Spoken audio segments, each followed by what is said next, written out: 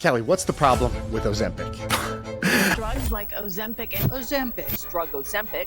The topic Ozempic. What exactly is Ozempic? Ozempic actually represents, to me, the biggest issue in the country, which is that we're basically being poisoned and then drugged for profit. Can you explain how Ozempic actually works? Essentially, it is liquefied anorexia. And the problem with recommending it for long term is that do doctors even have to go to a nutrition class? First day at Stanford med school, my sister brought up that somebody with migraines might need to have a dietary intervention. Her attending surgeon said, stop being a pussy. We didn't go to nutrition school. Is this going to be the most lucrative drug ever made? It's the 12th most valuable company in the world. This Danish company, they are the largest funder of politicians, 5 times more than the oil industry. They're 50% of TV news spending. So they're not only able to influence us, they're actually able to buy the news itself. When I hear Stanford med school professor or the dean of Harvard med school, are those people that you trust? Absolutely not. The problem is that we're listening to experts. Remember the food pyramid? Let's eat our cereals. It's the base. It's the foundation of your food. At my house, I think Go-Gurt was like the biggest part of like the pyramid. If you don't eat your Go-Gurt, you're not going to get to go play. The food pyramid was propped by the Sugar Research Council, still owned by a cigarette company. We don't even realize this. Kraft is still owned by Philip Morris. We are poisoning our population. I just want to do like the 80-20, so I feel good and my family is safe and feels good. It's like, what can I do? The biggest lie in healthcare is that the reasons we're getting sick are complicated. And the second biggest lie is that these things can't be changed quickly. They can.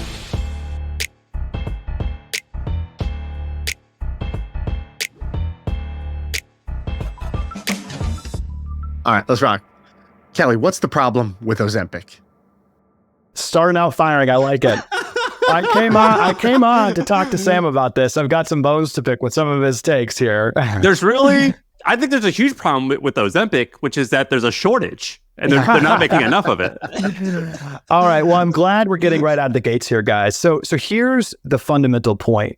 I'm not concerned with a 350-pound obese diabetic person. Like, that's between them and their doctor. Ozempic actually represents, to me, the biggest issue in the country, which is that we're basically being poisoned and then drugged for profit. The largest and fastest growing industry in the country. And again, largest and fastest growing is the healthcare industry. And 95% of those dollars are around drugging and managing disease of people that are already sick.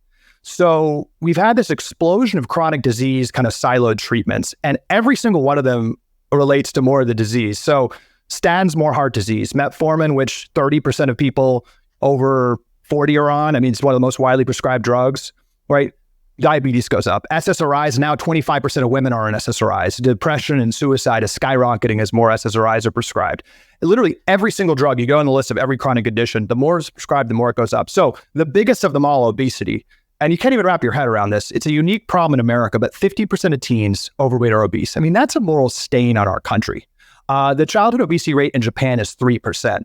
So we have something unique going on where 50% of teens are overweight or obese, and then 80% of American adults are overweight or obese. What's the definition of obese? Is there like a celebrity that you can name that like is like that's like the threshold? Do I need to stand up and take my shirt off and then we establish some sort of benchmark here? Like, is Andy Dwyer in Parks and Rec? Is that considered obese? Sometimes it's actually based on a lot of this is what my sister and I talk a lot about. It's based on your personalized biomarkers. I mean, oftentimes you can be obese and not particularly look that fat. A lot of us have brewing metabolic dysfunction, 94% of us. And the actual definition of obesity isn't even entirely tied to how we look. The general definition of, which goes into metabolic dysfunction of something you should be worried about is 35-inch waist for women and 40-inch waist for men, though. All right. So on Ozempic, fundamentally, we've got this dirty fish tank. We've got 80% of American adults, right? We look at those pictures from the 1960s and look at the pictures today, go to a public space. There's clearly something happening, and it's uniquely happening in America. So my bone to pick with Ozempic is in the midst of this catastrophe, right? In the midst of clearly something happening with our food. And I think it really relates to the fact that 70% of our diet is ultra-processed food in Europe and Japan and other countries. That's not the case. We're clearly doing something. And then this system is telling us that the answer to that, instead of fixing the root cause, is a weekly jab for life. And the instructions for Ozempic is a lifetime drug. And the most alarming part about it is the American Academy of Pediatrics recently said, this is a fully funded subsidiary of pharma, they said that a 12-year-old, if your 12-year-old is not only obese, but a little bit overweight, that Ozempic should be the first line defense. So this is just a representation of, I think, the biggest issue in the country, which is that we have this explosion of chronic conditions, all basically tied to the same thing, which is simple diet and lifestyle things. And we keep lunging for an injection, keep lunging for a pill. And my point, just societally, and I actually think it's a big economic opportunity, is like we are on an unsustainable trajectory. Like it's going to be 40% of GDP healthcare costs in the next 20 years. We're becoming truly like a fat, infertile, sick, depressed population. We're destroying our human capital. So if we're not going to take the obesity crisis, the fact that you go into a classroom, I've got a almost 3-year-old, you go into a daycare and most kids are clearly having big issues. If we're not going to take this moment with obesity and actually ask what's the root cause, that's a huge problem. And I think the economic opportunity, and I think one thing investors and entrepreneurs don't quite see, is that if this is an unsustainable situation, we're going to have to shift more of that $4.5 trillion to, we can fix our food system. We can incentivize, pay lower income people to exercise. We can actually do things that incentivize the right things. I don't think the American people are trying to be fat. They're not trying to be depressed. They're not trying to be unhealthy. We actually incentivize them to be, and can change those incentives instead of jabbing them with Ozempic. So that's why I think this debate. Have you tried it? No, I have not tried it. So let's unpack that. So you basically gave us a gift basket of hot takes there, and I just want to open up the ribbon and say, "Oh, chocolate covered pretzels, wonderful." Okay, so let's unpack those one by one. You said something just now. You said the fish tank. My understanding is you have this analogy where you have a fish tank and the fish are getting sick, but you can see that the water is dirty. The fish tank is not clean, and I think your point is we should clean the tank, not drug the fish. Is that the core analogy that you like to use with this? Yeah, I mean, let's just go over the stats of that tank, right? And I go to kids because I'm a personal responsibility guy. I'm really resonant with those arguments that it's people's choice, but it's not personal responsibility for kids. So something's happening, and 33% of young adults have prediabetes right now. 20% of young adults have fatty liver disease, right? 40% of high schoolers qualify as having a mental health disorder. Is that new? Like a doctor, 40 years ago, would kids have prediabetes and fatty liver? A doctor would not see one case of a child having diabetes 40 years ago. It is order of magnitude increase. This is an absolute unprecedented step function increase in metabolic health disorders among children. 100 years ago, my sister recently said this, 100 years ago, if you were obese, if you were visibly very fat, you were in the circus. There's literally in a textbook. It was so rare for an American. Dude, they're not that big either. Yeah, like the fat man in the freak shows. They're not that fat compared to what you see like on a regular basis. Right. So literally, it was so rare for an adult to be obese 100 years ago. They literally, their job then was to be in a circus. The explosion, Dr. Robert Lustig, who's one of my heroes, who led hormone issues and diabetes research at UCSF, he said early in his career, 30, 40 years ago, didn't see one child walk in with diabetes. Again, right now it's 33% of young adults have prediabetes. So we've done something to ourselves, right? And what's happened there is my sister graduating from Stanford Med School, you choose between 42 specialties, like every doctor. She did head and neck, and then you do a fellowship, focus even more in that space. There's cardiology, neurology. We segmented the body. That's very profitable because a kid with prediabetes, when we segment it, when we say, oh, that's a metformin, right? Then they inevitably have high cholesterol. It's a separate doctor, the cardiologist, that's a statin. They inevitably have some mental health issues, SSRI. They have high blood pressure, ACE inhibitor. They have fertility issues inevitably, shove them into IVF and invasive procedures, infertility skyrocketing, which is highly related to this. So they go in this treadmill and they've been lied to that everything's segmented. The biggest mistake we've made since World War II is that we've segmented these chronic lifestyle conditions when they're really the same thing. All right, look, the question that Shaan and I get asked constantly is what skill set did we develop early on in our careers that kind of changed our business career? And that's an easy answer. It's copywriting. We've talked about copywriting and how it's changed our lives constantly on this podcast. And we give a ton of tips, a ton of techniques, a ton of frameworks and throughout all the podcasts. Well, we decided to aggregate all of that into one simple document so you can read all of it. You can see how we've learned copywriting, but you can see the resources that we turn to on a daily basis. You can see the frameworks, the techniques we use. It's in a simple document. You can check it out in the link below. All right, now back to the show. Didn't that segmentation come from Rockefeller? Yeah. Isn't that one of your research points? Yeah. So, and this gets to like kind of the business angle is that all of these things, we're in this game when it comes to our health, which is highly meditated. The way medicine exists today, the guiding law in Congress is called the Flexner Report, which actually mandates that we can't look at disease holistically. We have to look at things in silos, evidence-based. We need to name a condition and then treat it with either a surgery or a pill. This is enshrined in law. What was their maybe there was a good reason why they did that. Like if you had to make the argument for why that was a good reason, if you could, what was their reasoning? Well, Flexner, who wrote that report in 1909, so it's still the guiding law today, was a paid lawyer of Rockefeller who invented the pharmaceutical industry. As byproducts of oil production, he figured he could make them into certain pharmaceutical cures. So he is the father of the modern pharmaceutical industry and the funder of our top med schools like Johns Hopkins. And he did see economic opportunity in basically professionalizing medicine, siloing conditions, and making money by treating. I think there's a way you could spin that in a positive way. I mean, it was the Wild West in a lot of witch doctors out there. And I think in their minds, they were trying to make it more professionalized, but there was a clear economic opportunity to name and silo conditions and then profit from the intervention, not from making people healthy. And there was a very clear, you look at Johns Hopkins, the guy that started that school, William Halstead, he denigrated nutrition, denigrated any type of holistic thinking. To this day in medical education, when my sister brought up that somebody with migraines might need to have a dietary intervention, her attending surgeon said, stop being a pussy. We didn't go to nutrition school. This kind of idea of delegitimizing any exploration.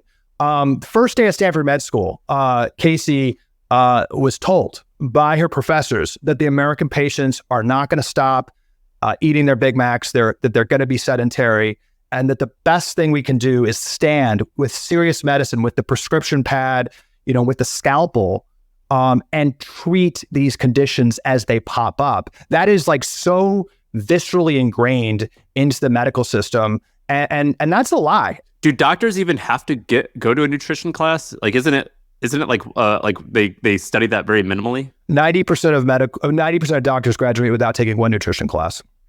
To this day. I was pre-med, 4 years of pre-med, 0 nutrition, 0 in exercise. And I remember asking my teacher, because I was like, this is a little strange. Like we took an anatomy class, right? You take a ton of chemistry, organic chemistry, all this stuff, but you never take anything on nutrition or exercise. And I remember asking about that. And I was like, does this happen later? Like, did I miss it? What's going on here? And they were like, no, it's just not part of the curriculum. Your teacher was also like, don't be a pussy, Shaan. Yeah, that's just like he gave me the look. He's like, "This is the reason you're pre-med and not med." All right, so I just want to read some of these stories I pulled from your blog here. So it said that in 1909, this is what you're talking about. Medicine was the Wild Wild West at the time. The 4th most prescribed drug in the country was probably heroin, right? Or cocaine. Heroin.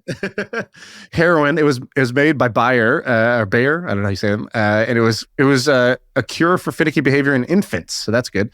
Then it says that Rockefeller helped start the modern pharmaceutical industry by using oil byproducts. So John D. Rockefeller, obviously oil, magnate. He then needed a byproduct for his oil, and said, okay, how are we going to sell pharmaceuticals? Well, if we fund modern educational systems, I didn't realize that Johns Hopkins is named after him. Yeah, he's the father of modern medicine education, yeah. Yeah, he also founded University of Chicago. That's right. And so it was a radical concept at the time to silo different diseases into different categories so that doctors could prescribe drugs for each of those diseases. And is it true that seed oils were also from Rockefeller? Yeah, I mean, these system is by design. And another thing he did is he had this basically oil lubricant, cheaply made from byproducts of seeds. And he saw that he could actually lobby the USDA and get those approved for human consumption. They're much cheaper than the natural fats that we're, genetically, biologically made to eat. And now by basically rigging the regulatory system, having his lawyers literally on the regulatory panels, it's the top source of American calories. Is literally it's just as a statement of fact a byproduct of oil production. These seed oils, and we're wondering what's going on to our health. The three key pillars of the American diet were foods that didn't exist 120 years ago. Processed sugar, refined sugar wasn't really a thing that really came out of the scene about 100 years ago. We now eat 100 times more sugar than we did 100 years ago. It's truly weaponized in our food. Seed oils, the top source of American calories, were a byproduct of John D. Rockefeller, new invention. And then processed grains. The processing really took off after World War II to make the grain shelf stable. But the processing, taking that fiber off, makes most of the grains we eat, right? It's basically a hidden sugar. It's very little nutritional value, which the fiber has. And actually turns into sugar in our bloodstream, makes it more addictive. Those are the pillars of the American diet that we're just fundamentally aren't biologically made to eat. And one thing to add to the conspiracy, add to the story, but it's true, is cigarette companies invented the processed food industry. So you have John D. Rockefeller kind of starting it, but then in the 1980s, as cigarette smoking started going down, Philip Morris and R.J. Reynolds became the two largest food companies in the United States. In 1990, two of the three largest M&A deals in American history were cigarette companies buying food companies. So every single processed food companies we can actually point to is either still owned by a cigarette company. We don't even realize this. Kraft is still owned by Philip Morris. So these cigarette companies actually still owned, or has been spun off once the doctors and the scientists from the cigarette companies went to the food companies and actually used these ingredients, used the rig system to actually make our food more addictive. So this isn't just an accident that we're getting sick. And Sam, maybe we're talking at different levels because, on the micro level, Ozempic, there's good stories and bad stories, but on the high level, and where we're really, kind of the purpose of my life is to argue this, is we have $1,800 per month that taxpayers are going to pay for Ozempic for an 80% of the U.S. adult target market. What if we actually just took the issue, obesity, and just from first principles, asked, how do we actually solve that problem? You'd never say, wait for people to get sick and then jab 80% of the American people. We're so in this box of just it's inevitability that we're going to get sick, even though we get much sicker than other countries, and then drug people. We're so in that box. It's like heresy to even question that we're going to do that. And we should give the listener and Shaan background. Basically, we had a discussion on Twitter, Calley and I, about Ozempic. I actually don't remember what I said, but I think... How convenient. Well, it was something I was like pro Ozempic, but for people who were incredibly obese, because I think that I just think that when people say that something is always bad, I'm like, well, that's not true. Like it could be good in some cases. Now, I think that drugs are mostly not the answer, but occasionally are. I tested Ozempic because I'm a guinea pig and I love testing weird things.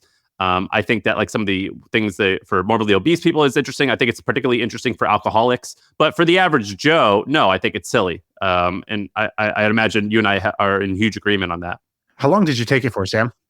I took it. I tested it for 3 months. When it was like when I saw that it was like the coolest, or when I saw that I read an article saying like everyone in the Hamptons or the rich and famous are taking this. I think I told you about it, Shaan, in 2021, and I was like, "What is this drug? It limits like your blood glucose stuff. Like that's interesting." So I tried it, and it was it kind of makes you sick at first, but it's a spectacular drug.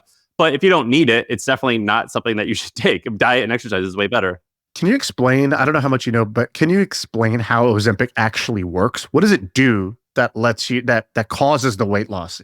What is the function? What is like the pathway that it uses? Yeah, I mean, so the truth is we don't fully actually know all the mechanisms, but GLP-1 is a our body actually produces it, and it gives us the feeling of satiety. So it actually is basically just a supplement that's jamming our body with more of this peptide. It's like taking a bunch of vitamin D or taking another supplement. You're basically taking a supplement of a peptide that our body naturally produces to trick our body into feeling full. So, again, that's not really solving the root cause. A couple quick points to what Sam says. I think we're in full agreement. I think the drug should be available. I think people should be able to hack with it. But Scott Galloway was recently talking to you guys. I think he mentioned this. He said this is a bigger economic opportunity for the country than AI. He said that the vast majority of the American people should be on this. That's the stance of the medical community. The stance of the various medical associations and the FDA is that this drug should be prescribed to the median American. Basically, that it's so hopeless that we're so addicted to ultra-processed food that we need to stimulate ourselves with the peptide in order to trick ourselves into feeling full. Essentially, it is liquefied anorexia. I mean, truly, that's what it is. It's making you not want to eat. It's a crash diet. And the problem with recommending it for long term is that if you could prove perfectly that this thing works the rest of your life with zero side effects, is totally okay for every American to take for the rest of their lives, maybe there'd be a conversation. But that's actually not true. People are getting off this at high rates because of the side effects. There's very little long-term information. There was a 68-week study to approve it for kids for life, actually, but we don't know the long-term effects. You mentioned not wanting to drink, Sam. I mean, there's increasing information coming out, and this is a key point writ large with the healthcare system, is that, why is it not making people want to do anything they enjoy doing? They say it's actually making people not want to have sex, not want to gamble, not want to drink. Obviously, this drug affects your dopamine and serotonin pathways, and it's actually increasingly showing that it's highly tied to suicidal ideation and depression. One of the problems with the siloing of healthcare, this again, and I want to be really clear, with chronic conditions, the acute innovations of the medical system, if we have an infection, gunshot wound, burst appendix, complicated childbirth, that's great, but that's 5 to 7% of overall spending. The vast majority of the medical system is basically pilling and putting Band-Aids on chronic conditions. And people should be able to hack this. I think it's great. Sam took a lot of my friends are taking it. But the problem is it's going to be $1,800 of government funding per person per month. That's rigged too. The $1,800, it's 15 times cheaper in Europe. The drug is 15 times cheaper in its home country and throughout Europe. Through totally dysfunctional rigged policies, we're actually literally paying 15 times more as taxpayers for that drug. So that's why I think it's kind of the Rosetta Stone to understanding why we're kind of losing our way. Sam, have you ever done the napkin math on this drug? So I kind of was doing this morning about this $1,800 a month. Well, do you know how much it costs, Shaan? Like when I bought it just like for fun, yeah, I did it for fun. It was like $800 a month, I think. Just real quick on that, they give rebates to individuals, but the system is so rigged that the sticker price is $1,600 to $1,800, which Medicare and Medicaid will pay. So the government's actually going to pay a lot more. Taxpayers will actually pay a lot more, and then they give rebates to individuals paying out of pocket. But so if you just use $20,000 a year as the cost to take this thing, because it's a long-term drug, you're supposed to take it continuously, and then it's 80%, I believe, of adults are in the sort of like qualified, that's the TAM Insane. basically for this. So you take the US population times 80% times 20 grand a year. And then you're like, well, you're supposed to continue to take this thing. So even if you do so just that alone is something like $2 or $3 trillion a year. It's insane. And then you say, great. And then they're going to take this for 20, 30 years. Oh, interesting. So this is a $50 trillion drug.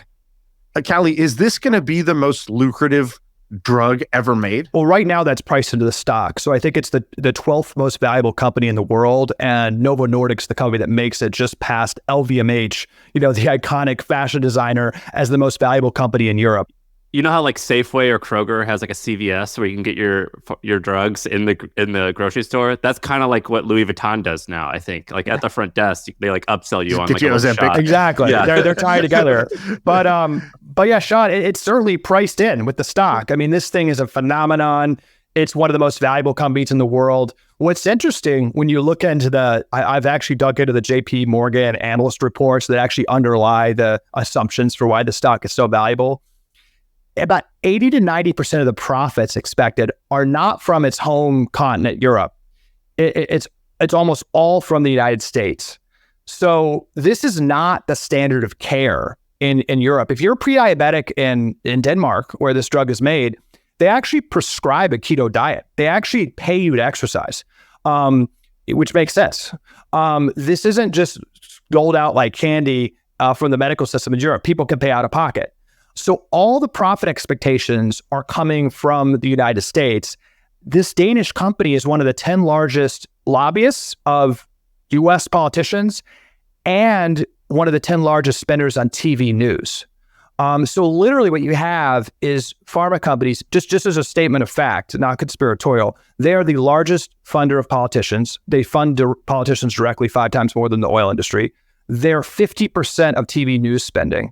So they're not only able to influence us, they're actually able to buy the news itself. They're actually able to dictate what we hear on the news, which is why 60 Minutes literally ran a segment saying obesity is a genetic condition, that it's not tied to eating or not tied to exercise, and that it's an urgent priority to jab a bunch of kids. That's what 60 Minutes said, relatively unquestioned. And they're the largest funder of med schools and academic research. I mean, getting back to the nutrition point in med schools, Casey kind of unwound why that was. Stanford Med School, 50% of their budget touches pharma. Pharma is the number one funder of research. Pharma is the number one funder of the actual regulatory agencies. 75% of the FDA is actually not funded by taxpayers. It's funded by pharma itself, and bureaucracies are built to grow. It's a revolving door. When I hear Stanford Med School professor or the dean of Harvard Med School, that just feels like trustworthy to me. Just me as a layman person, I feel like, well, who else am I going to trust if not the dean of Harvard Med or this Stanford professor? Are those people that you trust? Absolutely not. I think around the country in various levels, we're all losing trust in our institutions in various ways. The military, education, healthcare, I think is number one. And I think this is a really positive thing because we're the only animals with experts telling us what to eat and how to manage chronic conditions. We're the only animals that have rampant levels of metabolic dysfunction, obesity, diabetes. You don't have those among giraffes. Like, the problem is that we're listening to the experts. And let me just take it really specific on the Stanford Med School dean. You're right. Nobody more trusted in the country. And working for the pharmaceutical industry in 2009, 2010, we knew that. Well, can you just explain that? You were a consultant, right? You went to Stanford, then you became a consultant, and you consulted for companies. Can you just explain that background? I went to Stanford. My sister was my best friend. She was much smarter. She was pre-med, top of her Stanford Med School class. I did economics and got into politics. And then right after doing some campaigns, realized, everyone that after the campaign works for the 2 largest spenders in DC, the food industry and the pharma industry. Worked for them and did consulting for a couple of years. Didn't like it, went to business school and been starting companies for the past 10 years. Did you know, getting into it, were you like, this is slimy? So I grew up in Washington, D.C., good young conservative, intern at the White House, intern at the Heritage Foundation. I was the annoying conservative guy in class at Stanford, pissing everyone off, and, really considered myself like ideological. And I considered being conservative, supporting American industry. So I worked on some campaigns, and then I was very proud to be working for the pharmaceutical industry and working for the food industry, these industries leading the country. And the issue in front of us was, which ties to the Stanford Med School dean, was opioids. So you get in a room, I'm a junior employee, and it's like, there's unnecessary regulation on opioids, these incredible innovations that are solving this scourge of the American people, which is pain. And we have to fight back against this. What are we going to do? And I had a list of doctors in front of me. And we're like, how do we get these doctors money? Let's get them some research grants. So we reached out to the dean of Stanford Med School, who is a pain specialist, and we funded him directly with consulting payments, and then made a donation to Stanford, to his lab, for $4 million from opioid companies to study ethics in pain management. Then we worked with our allies at the NIH, which is totally just a swamp with pharmaceutical interests. It's funded by pharma. It's a total revolving door. And we helped set up a panel. So the NIH in 2011 did a panel to make recommendations on opioids. Who's the most trusted person you could possibly have on a panel to make a medical recommendation? The dean of Stanford Med School. So the dean of Stanford Med School, who just took a bunch of money from opioid companies, was appointed in 2011 to the blue ribbon panel on opioid recommendations. He chose 19 other elite academics. 15 of the 19 had direct payments from opioid companies that we very strategically steered to them. And that panel in 2000, I believe it's 2011, recommended basically that this was overblown about the addiction. They basically said, stay the course. Pain is a huge problem.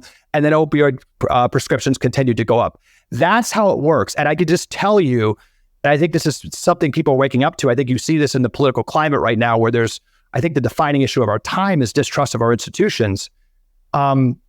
These lobbyists, these consultants, they know how to rig the debate, right? They know people trust a study from Stanford. They know people trust, what civil rights groups say, that if you call someone racist, that's going to shut down the debate. So that's why corporations that are basically poisoning the American people are the biggest funder of civil rights organizations. It's just look who people trust and funnel them money to. So let me ask you, when you funded the research for, let's say, that Stanford professor or dean or whatever it was, and then you funded 15 of the 19 people that were on that panel. Now, I want to get really specific. What do you believe? Do you believe that they genuinely believed the opioid, like that was their genuine conclusion after doing the research and the study was that the opioid thing is overblown and we should pay more opioids for Americans, right? Do you believe that they felt like a little conflicted, like, hey, my gravy train shuts off if this goes down, so let's find some middle ground? Do you feel like they are intentionally misleading or that that's genuinely what they believe? Very, very good question. I think the reason maybe a lot of listeners and I used to have trouble believing this is because how can this be so evil? So let me break this down. The genius of the healthcare system is that it takes very good people and puts them into a system with plausible deniability. So the problem is that nobody actually has full responsibility for why the outcome that the healthcare system should be solving for, which is people getting sick, why that's exploding as everyone's making money. The doctors can say it's the food company's fault. The food companies can say it's personal responsibility. The med schools can say we can't control what Americans do. We're just going to keep growing and making money. The pharma companies, rally about, making statins and curing the sick patients in front of them. So everyone, the systemic design of the healthcare industry is actually genius because it can allow people actually almost a virtue signal about doing the right thing while producing, not necessarily evil. It's evil, but it's producing what the system's designed to do, which is growth. So that's one dynamic with the healthcare system. If you go down to your question, Shaan, and Casey's been exploring this, we talk about this in our book, I have to put some culpability on people in the system, and I think it's breaking through. One statistic that's alarming, doctors have the highest suicide rate and highest rate of burnout of any profession in America. I think what's happening is you get a lot of well-meaning people. There's easier ways to make a buck, than the 9 years of training you have to do. People, we actually are a magnet for the best and brightest into the medical system.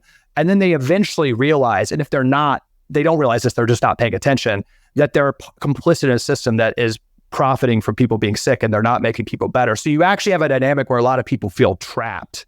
My sister, after leaving, kind of bravely leaving the medical system after a decade of training, got people senior at Stanford, senior at Harvard, senior medical leaders kind of talking to her off the record saying, you are much braver than me. Everyone knows the system is going to run the country off a cliff. So there is a knowledge, and I think what leads to this depression, suicide, burnout among doctors is they don't quite know what to do. They feel really trapped in this system with really perverse incentives. But we all know people that work at pharma that are doctors. A lot of my friends from Harvard Business School, like they go into work at Pepsi, work at pharma, work at these companies. It takes good people. But I, more and more I do, think we need to kind of Elon Musk energy, when he said, fuck it, I don't care if I lose money, I'm going to do what's right. We need more of that leadership from the healthcare system because we're truly creating and I'm not even joking, right? A fat, depressed, infertile population. I mean, infertility is skyrocketing right now. Our bodies are screaming out for help. Right. Well, before we go to infertility, I want to just tie back to the history thing. So you had said something, I think, in one of your blog posts that the first chronic condition that that became a pharmaceutical product was birth control. I think this was in the 1950s. And you said this is the first pill in American history that people just didn't stop taking. Right. And, if you're a company and you see this is a beautiful business model. Here's a pill they're going to take every single month. on an ongoing basis, and it's not a cure. It's a treatment. It's a chronic thing that you're going to continue to do. And I think there's some documentaries now on the Sackler family and all this, but basically they worked for Pfizer. They started thinking, how can we create more chronic issues? And is it true that they also owned the medical journals at the time? Yes. So let me try to take that to today and what kind of the business problem and the business opportunity is. So you're right. The medical system was at its height of trust after World War II. The invention of antibiotics was credited as a chief reason we won the war. But the antibiotics were founded by, basically somebody digging in dirt and doing some like very rudimentary experiments that cost no money, right? It's like this wasn't actually a huge industry. And literally the Sackler family, they said, okay, this is very strategic. Let's take the trust engendered post-World War II. Let's learn the lesson from the birth control pill, and let's get Americans on more and more pills. So they actually, with owning the medical journals, they actually created new diagnosis codes and created this idea of anxiety and created new mental health code categories. And their first big blockbuster, one of them, was Valium, a benzo. It's very addictive, very harmful. And the Time magazine cover, late 1960s, early 1970s was Valium Nation. 30% of women were on this drug, very addictive. They were called Mommy's Little Helper. And that was their advertising. and then you just go down the list. The entire thrust of medicine has then been to take that Flexner Report, take what Rockefeller set up and put it on hyperdrive, segment the body, segment medical specialties deeper, deeper, deeper, and then create pills just for biomarkers, right? Statin for cholesterol, right? The metformin for blood sugar. We've been pilling ourselves on all these little biomarkers that we can kind of manipulate with one pill, completely ignoring that everyone's getting sicker at the same time. That is by the design, right? It's very profitable. And I think we talked about this on Twitter, just as a statement of economic fact, there's nothing more profitable than a child that gets sick early and gets on these drugs and doesn't learn metabolically healthy habits, doesn't learn the basics of why their blood sugar is high, why their cholesterol is high. They're told to save using a pill, and they're inevitably going to get more and more and more and more comorbidities. The genius of chronic disease, which the Sacklers understood, is that those patients suffer, those kids suffer, right? You're 4 times more likely to be suicidal or depressed if you have diabetes as a kid, right? You're going to have a lot more issues like infertility, but you don't die right away. You're a patient who goes in the system, often paid for by taxpayers. So this was understood. This is directly understood when the Sacklers and other allies saw the birth control pill. And that takes us to today, where I'll call out, even the entrepreneurial community and venture capitalists, right? Investment and good business opportunities in the system still are predicated on this existing model. I talked to a lot of esteemed healthcare VCs, and they think innovation is putting a millennial pink package on Viagra and shipping it to people more conveniently. They think that innovation is like better UX on medical records. You look down the list on these thought leaders of venture capital talking about, medical innovation. It's all just better wrappers on the same existing system. There's very little disruption.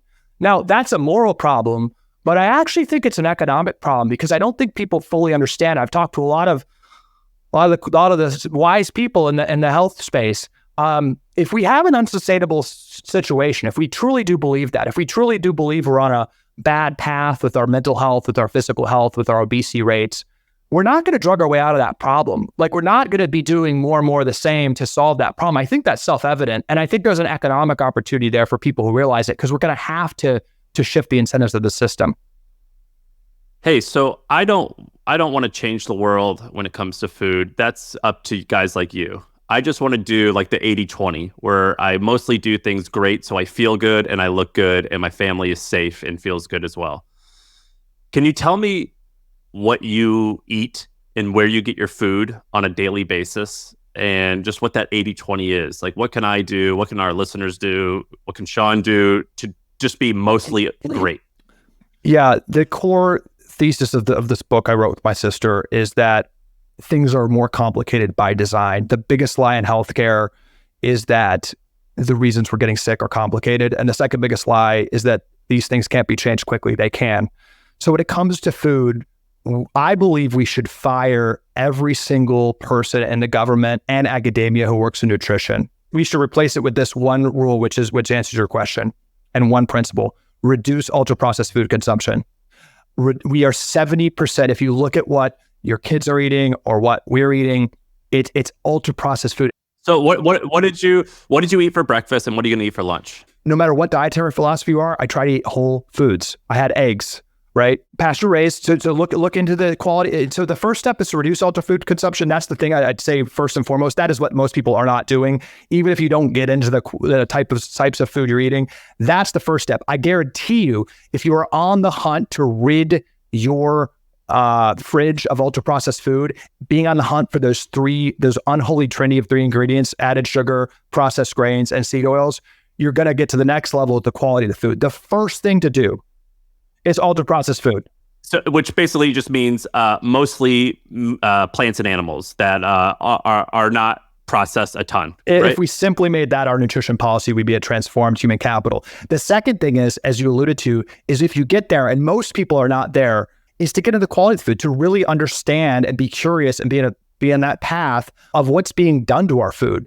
The genetic makeup of a grass-fed cow versus a grain-fed cow is entirely different. It's a reversed ratio of omega-3 or omega-6. The grain-fed, which cows are not made to eat, which is totally a new phenomenon, are predominantly omega-6 fatty acids, which are inflammatory, which causes inflammation in our body. A grass-fed cow, which is how they've been raised forever, which is now a luxury, is omega-3 anti-inflammatory. So if you just hunt for animals, hunt for vegetables that were made in the way we're biologically, made to eat them, that's the second bar. Well, all right. So I'm hungry. Do you go to like a chain grocery store ever, or do you only go to butchers? Yeah. Where do you shop for groceries? I go to Sprouts. I go to Whole Foods. I look for deliveries of meat that's pasture raised, of farmers that I trust. But truly, just going to your supermarket and not getting ultra processed food and looking with the eggs pasture raised, with the meat ideally grass fed pasture raised, with the vegetables organic, not sprayed with a bunch of glyphosate and pesticides. Like, it's simple. It's the things we all talk about. But if you truly just follow that, and we incentivize that as a country more, we'll be on a much better path. What are your vices? When's the last time you had a Dorito? Yeah, or do you have a bowl of ice cream once a week? I am like everyone that knows me. I am like, I've been on a journey here, guys. 2 years ago, I was running a wedding dress company with my wife, a direct-to-consumer wedding dress company during COVID. We raised venture money. We had a large team. It struggled a bit during COVID. It's called Anomaly. So we made custom dresses. We had a really innovative supply chain. But I've been running startups, direct-to-consumer companies, for the past decade, and I wasn't the healthiest person. And during COVID, a couple things happened. One is my sister, Casey Means, who I wrote the book with, as I mentioned a bunch, she started Levels Health. She left the medical system. She's become a big advocate. I thought she was an idiot when she left medical school or left residency. I as I said, grew up trusting the medical system, thinking it was just crazy that she would leave this path she's on of all these credentials, right? That's how we were raised. It's like, get the best schools, go up the traditional systems. So I thought she was crazy, but she really radicalized me with these ideas that the answers are much simpler than they seem. In 2021, as we were selling our direct consumer company, my mom had a pain in her stomach and went in to get a scan at Stanford Hospital.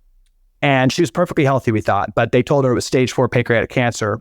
And she called us, said she's gonna die in a couple weeks, and we rushed to her side.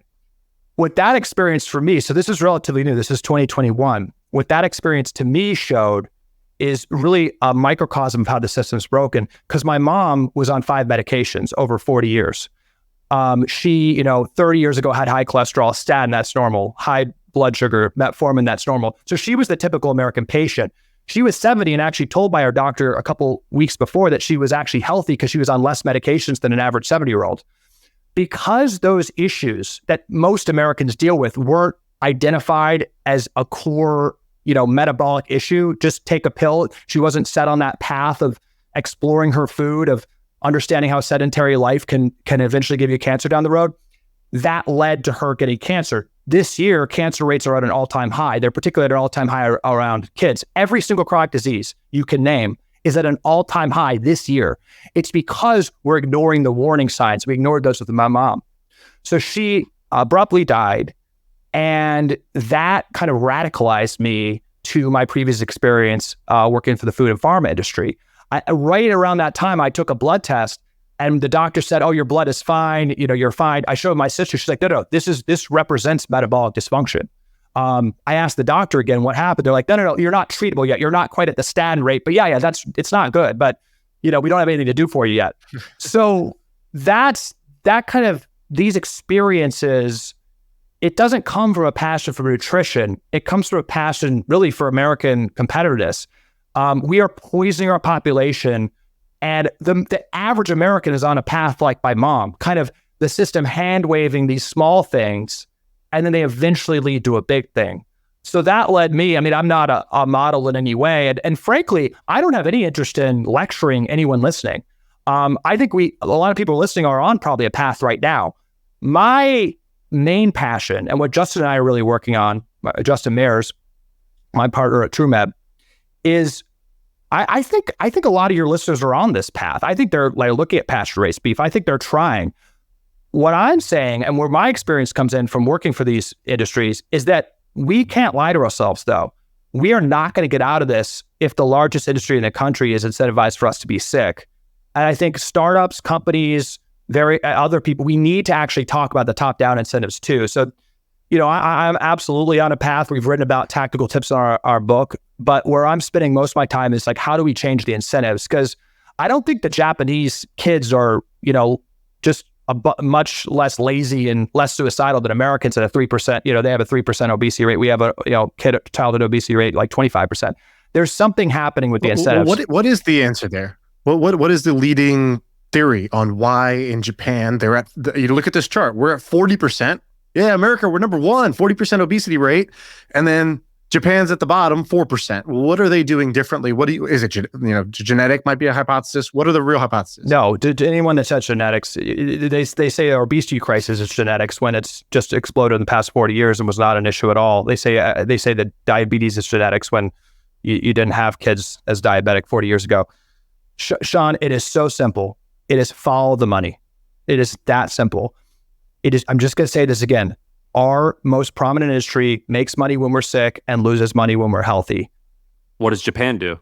Yeah, so they spend 3 times less per capita on healthcare and double the amount mostly on food. So per capita. So they actually put food into their healthcare budget. So I'll say that again. They spend 2 times more per capita on food. We spend almost on all developed countries per capita, we spend the least amount on food and 3 times more than the average. Are you saying the government spends 2 times as more? As a country, and a lot of the healthcare budget actually goes to incentivizing the food system and food interventions. 9 out of 10 killers of Americans are foodborne illnesses. We can dance around it. It's just that simple. Like you would wipe out heart disease, diabetes, kidney disease, respiratory illness, COVID deaths even, if you got our country metabolically more healthy, which is many factors, but food is the number one. Other countries understand that, and they dramatically rein in the incentives that pay doctors more when you get sicker for a longer period of time. Fundamentally, the structure. Now, a lot of these countries, I don't even have systems we fully agree with, like, socialism or whatever have you. In the US, we have much worse than socialism. We have a kleptocracy where the system's just totally been rigged, and every single impulse is for people to get sick, be fed into the system, and then stay sick to be treated. That's every single impulse in the system. Shaan, have you ever, I don't think you've been to Europe recently, but when you go to Europe, it's pretty crazy. I went down this little path where I remember going to Europe and I felt like I ate poorly, like I was on vacation, and I ate pretty bad, but I was walking a lot, but I felt awesome. And I went to the store and I bought a pack of Skittles. I wanted to look at the ingredients. And then when you compare the amount of ingredients that are in a Skittle or a Kit Kat or like normal junk food compared to American food, it's like the list of ingredients. It's like 2 or 3 times as long. I've seen this on Twitter, right? Same brand of bread or whatever it is, same brand of cracker. But then in Europe, there's 3 ingredients. And in the US, there's 17 ingredients that you don't recognize the names. That's what you're talking about? Yeah, and there's this other thing where if you look at McDonald's, so McDonald's up until like 1985 or 1990, they used beef fat, I believe, to fry their fries. Tallow. And I think it was just salt and a potato for a long time. Now, if you look at the ingredients of a French fry, it's a McDonald's French fry, it's got like 10 other things. Is there, and I think that someone said it best, where they said in Europe, the rules around food are, it's a default to, we say no to everything. Here's the ingredients we allow you to put in. Whereas in America, it was like, here's the handful of things we don't allow. Calley, you're rolling your eyes. Is that inaccurate to look at it? Because I've noticed that when I go overseas, I feel better, but I don't think I'm eating better. No, I think you're hitting it on this head, Sam. I'm just anticipating what I would be thinking a couple of years ago. What some people might be thinking is there's this argument when you talk about this in the U.S. that it's overregulation. And again, I'm like a free market guy. I don't like regulation. And as working for these companies, whenever anyone mentioned about changing food ingredients in the U.S., it's like the U.S. food system is great. Let's not have the nanny state.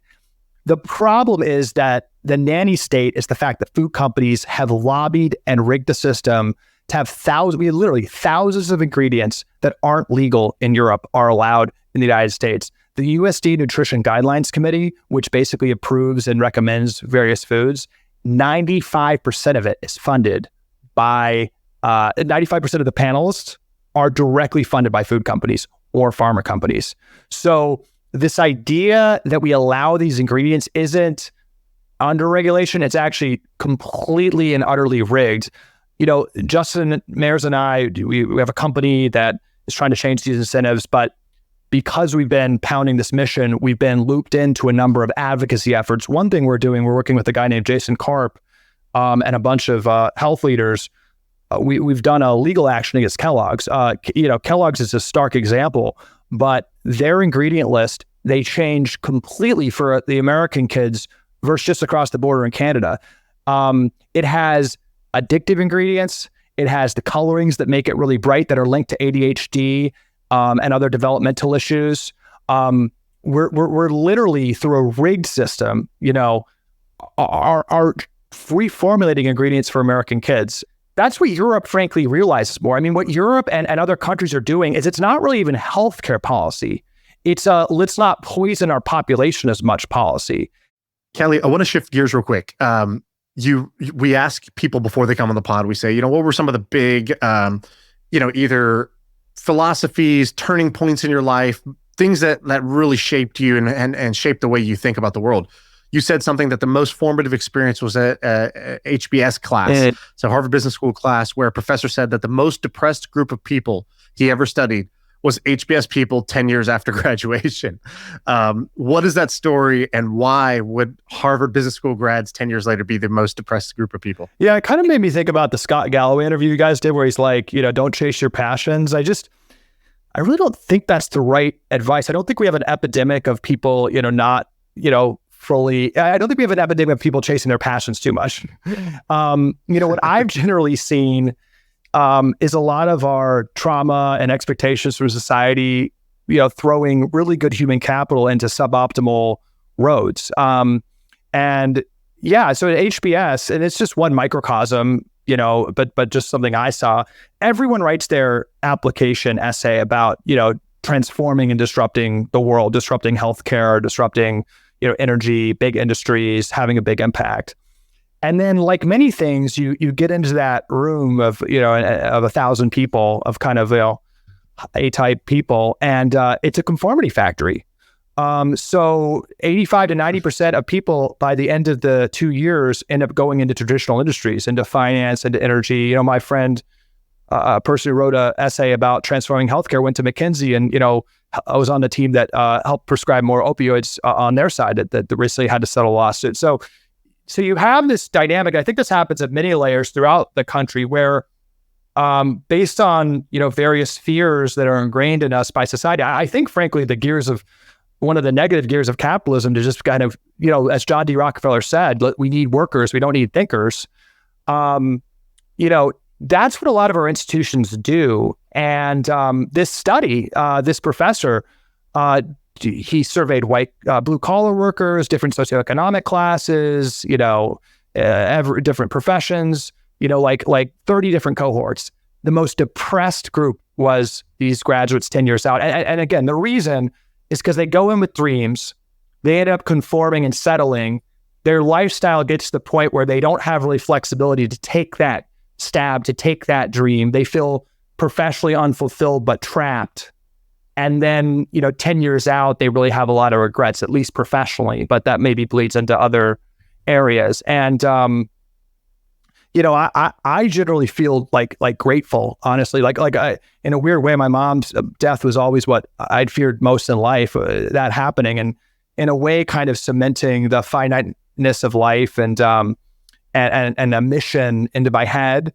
I feel really grateful for. And I think people not chasing their passions, not fully self-actualizing themselves, is a much bigger problem than too many people following their passions. You also said that taking mushrooms was one of the most impactful things. Did you tell Calley your almost mushrooms story? One of my favorite stories. Listen to this. So, I have issues and I'm always working out. I had some Sure. trauma. I was working out, and I went to this meeting of this woman who, she called herself a shaman, was going to lead me along with my wife through a MDMA or something like that therapy session. I go to the dinner and the meet and greet, and she starts saying things like, "We need to give this medicine for free to everyone." And I was like, "Yeah, but I'm paying $5,000 to do this. Can I have it for free?" She didn't like that. And then she was like, she asked where I was from. I said, Missouri. And she goes, flyover country.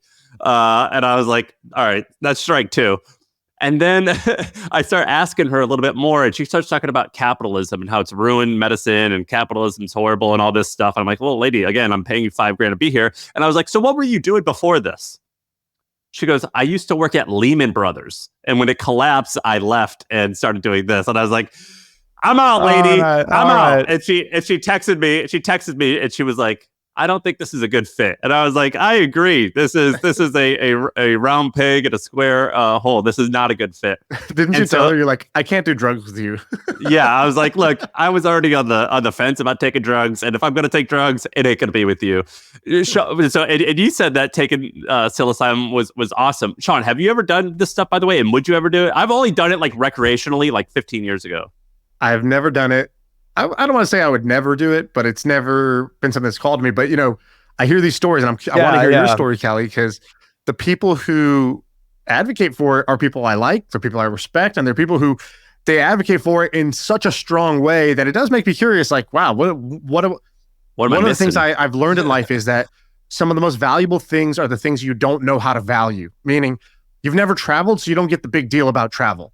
You've never done this, so you don't understand what you're missing out on. And those are some of the most valuable things. And when somebody is stuck in one of those mindsets, you just want to shake them and be like, dude, you don't know. Trust me. Whatever. I don't know if this is one of those things, but I've heard about it enough where it's made me curious. Yeah. So first, Sam, I think you made the right decision. Set and setting is very important. I think that encouragement of therapeutic psilocybin use for anyone that feels called, Shaan, I think you make a great, for anyone that feels called, is the most important single thing we can do in America, period. I actually believe that. I think we are truly losing our minds a bit in the country through all this change that's happening. The highest leverage area we can do work on is our brains. And this isn't everything, but it is a blunt force, extremely powerful tool to help rewire our brains. Tell us your experience? Let me give my experience. So my mom dies. I'm kind of at an existential moment on kind of thinking about, what I want to do. Our company was cranking before COVID. Had 100 employees, was struggling because the whole market was cut off. And I, again, conservative guy, never super stigmatized view, never thought about these things. Yeah, can you imagine like 12-year-old you wearing your Brooks Brothers khakis, being like, one day you're going to be advocating for psychedelics? I still got the Brooks. No, I could have never. I still got the sports coat, still got the Brooks Brothers. I try to wear that when I talk about this because I think it's a very important thing actually across the aisle. Everyone needs to wake up to. But and I do talk to a lot of Republicans about this who are waking up. But yeah, so a friend who is a scientist said, let's do this therapeutic session, blindfold, high dose, music, 4 hours, introspective, alone. And I'll give a couple examples of what I saw. It's really hard to describe, but I was working with my wife and, we were running a startup, stressful, we would quibble a lot. And I saw myself kind of getting angry at her. And then my brain like zoomed up and I saw the expanse of the whole like world. Like it like zoomed out of the whole galaxy. And I'm like, it just put this simple insight in my head. Like, I'm so fucking stupid to get mad at my amazing wife about these stupid things in the expanse of like how lucky I am. It's a simple insight. We can all say that, like, to be grateful that you shouldn't sweat the small stuff. I'm not perfect by any means, but I think about that like every hour, like with her, like it's like a car crash, like cemented in my head of how grateful and lucky I am with her and how stupid it is to get like angry over small things. Completely transformed my thought on that. I saw my mom and she gave me a hug and I like had this idea that she still lived within me and that I could carry her legacy forward by like working with my sister on the book and various, this mission to kind of try to carry her story forward. I truly like have that imprinted in my head. I've never been upset about my mom dying. And I truly feel like viscerally that she lives inside us and lives inside this mission, lives inside the book we wrote. Again, it's a simple, the best way to describe it is the neuroplasticity. You can talk about a car crash or you can get in a car crash. And it's like when something really traumatic happens, your brain like wires it. It's like deep rooted in your brain. What it does is it helps you kind of get out of the trauma and thought processes and fears that we're inevitably ingrained with, and helps cement in a really solid way some of these potentially new frameworks that sound trite but are like have the seriousness of a long-term thing. And then the other thing I'd say, and I think a lot of people talk about this, and again, Shaan, it's only, I just share my story, it's only as you're called, but I think it is important to hear these stories. I think it's really dumb and kind of not correct to talk about as some kind of like corporate or executive, hack, because it's much deeper than that. But for me, it's the most profound and important professional thing I've ever done. I mean, like the whole kind of growing up in DC, trying to chase up the ladder, go to the good schools, the HBS, conformity. It definitely is like, definitely I think consistently gives you this kind of like, idea of how these stupid games we're playing just don't matter. And definitely solidified in my head, like hopefully some fearlessness on like pushing, a mission forward, and it led to what I'm doing now. And I'd like to think that's ingrained in the company. I from my perspective, having a mission that's sincere that Justin and I have, and it's been a differentiator in recruiting like-minded people and customers and merchants. It's not a panacea for everything. I think a lot of people get to this place through prayer, through meditation, through other routes. It's not like a shortcut, but it definitely is a way, brute force, to get out of your traps that are holding you back. That's pretty damn convincing, Shaan. Yeah. I think you like to make an appointment. Yeah, I think you're gonna have to. You're busy next weekend. I think you're gonna have to mark some time off your calendar. I don't know, man. That sounds. When I hear that, I think blindfolded with headphones on. I find that to be incredibly intimidating. I find I want the result. I don't know if I can go through Calley, that. did you do it one time or have you done it more since? Is it like a regular thing or? Yeah, no, exactly. I think they say it's like giving childbirth that, it was a profound experience. So I want to do right away again. It's a really, but I've done it a couple more times. I mean, to be totally honest, Sam, it's all about, I will promise you this. And frankly, this is my perspective, but if anyone feels called, if you are called and you're doing it in a good setting without, somebody ranting about politics to you before and where you feel safe, and you walk towards and this is what the clinical research says, quite frankly, but if you walk towards your fears, if you go into it a way to explore and walk towards, your issues, whatever that means to you, it's going to be, I've never personally met someone that's done it in a responsible therapeutic way who hasn't said been the most impactful experience of their lives. I actually don't know anyone that hasn't said that. It's not like a club or anything, but it truly is. If you're called to do it, I would say this to people, if this resonates, I would try to do it like urgently. Like I think your life is really like, many people I know, and for me, it's like kind of before and after. Is this legal? Like, can you Google like psilocybin retreat near me? Yeah, like, is this yeah. like- So I did it in it's legal in some countries. There's a phase 3 FDA approval in the United States to make it legal, which Justin and I are actually advocating a lot on too. I think it fits into the whole root cause health thing that we're trying to push forward. There's certain religious exemptions. There's state by state decriminalization. So I'm not going to give legal advice. I would urge people to find a responsible legal way to do it therapeutically in a trusted, safe setting. And Sam, it's just about whenever you feel called, but it's 4 hours. It's exploring what's holding us all back, right? It's just different narratives and stuff. I mean, I think you guys are amazing how openly you talk about kind of your mental models and stuff. It's just a way to like zoom out and re-explore those.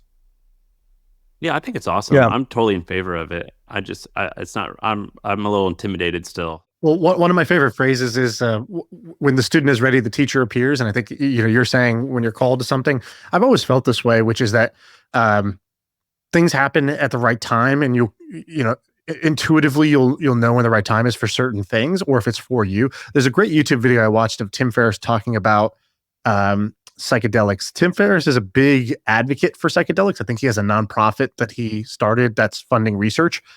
But what I liked about his video was that he wasn't trying to convince you at all to do it. In fact, he started by essentially convincing you all the reasons you shouldn't do it, and was very measured and responsible in the way that he talked about it. So if anybody's curious, if this made you curious, I would watch that video because I thought that was very helpful in framing it. I won't try to summarize his points because I thought he did a good job, but just try to Google or YouTube for Tim Ferriss talking about it. It's like a 5-minute clip or something. I completely agree with that. It's not like an endorsement, but it is criminal. And I think one of the biggest issues in the country that we don't make this tool available. Just last week, the FDA actually threw a wrench into the approval process for MDMA.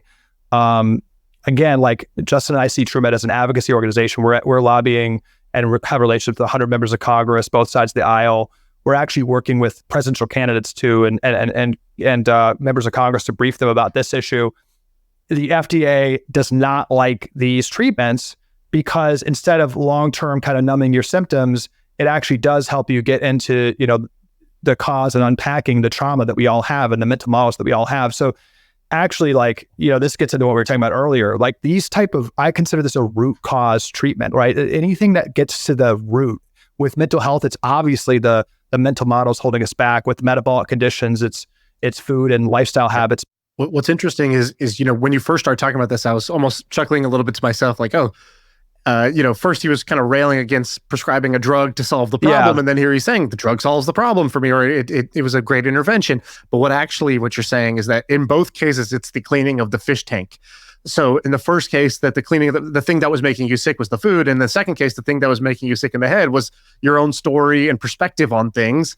And this was a way to change the narrative in your head, the perspective and the story that you were telling yourself every day. So I think in both cases, you're actually advocating for cleaning the tank. Yeah, as my wife and Justin and people that know me will tell you, I have a long way to go. The biggest room in my house is the room for improvement. But like, for me, this, Wow, when I did it, what a bumper sticker. I love that. When I did this a couple of times, and I haven't done it in a long time, Shaan, because it jams for me of like, it's the basics. It's like, be a good person, try to exercise, eat healthy, meditate, like the key to life is that, like, that was a big thing for me. It's just like having the nirvana experience of what the world is with this is one thing, but like the implementation for me is like, so that was my message from it. And I think it's like, it was a good message for me. It's like, I think that's what most people that do this in a therapeutic way get. It's like, I need to be a better person. Things are connected. So yeah, it's not like you take it and it's a panacea. It's like a tool. It is a like nuclear weapon, like blunt force instrument to like jam some truths. And And it is, not to get too trippy, but it is a natural substance. The oldest living organism that we basically derive from, this fungus. It's a good question, but it's not, to me, it's not anti-pharma, pro-pharma. It's what is a root cause cure. What actually helps us, get to the problem. And I think most modalities that help us actually cure things are pushed back against, and drugs that are basically help numb and are recurring are incentivized. Do you ever take it like just have fun, like recreationally, or only medicinally?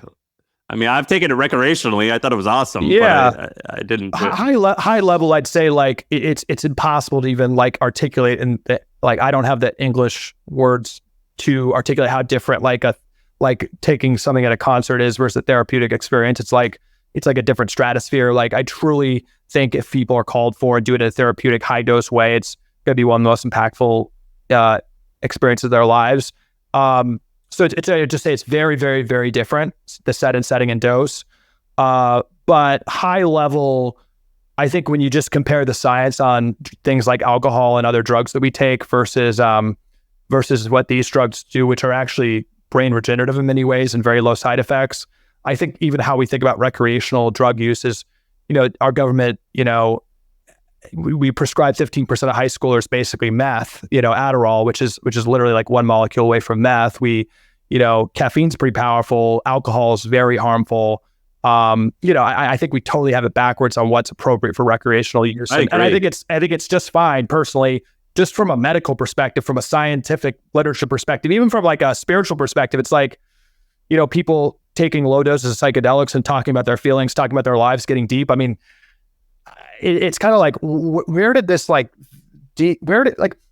was watching this thing from the 80s where they were talking about MDMA, and it's like, too many people are going dancing and feeling together and loving to each other. It's like where it's like, awesome. and you watch like the fear mongering. It's like, is that a bad thing? Like, and then there's like very little side effects. So, on the MDMA front, they do those commercials. This is like, they're like, this is your brain on drugs, and it's just a flower. It's nice. There's no problem with it. I wanted to say thank you for coming on. I appreciate your your openness and, I don't know, your contrarian opinions. Because I'll be honest with you, a lot of times when you were talking, I was thinking, is this a conspiracy theory or is this a fact? At the same time, I was thinking, he sounds crazy, but my eyes verify what he's saying. Meaning, I look at the food we eat and we're sold. I look at the people around me. I look at the health conditions, and you're not wrong about that. And so I thought this was one of the more interesting episodes. It's one of the few episodes I would say is an important episode. Like, we do a lot of fun episodes, interesting episodes, but this is one of the few that I could say is important. And I just appreciate you coming on, man. This is a good time. I appreciate you guys so much. And my big pitch, anyone listening that resonates, there's a lot of economic opportunity if you agree with this thesis, because it has to change. And we need more entrepreneurs, need more people thinking about changing healthcare incentives, because it has to move in that direction. But I appreciate you guys so much. Listen to the podcast every episode, and just awesome to talk shop with you guys. You're the man. We appreciate you. Thank you. All right. That's the pod.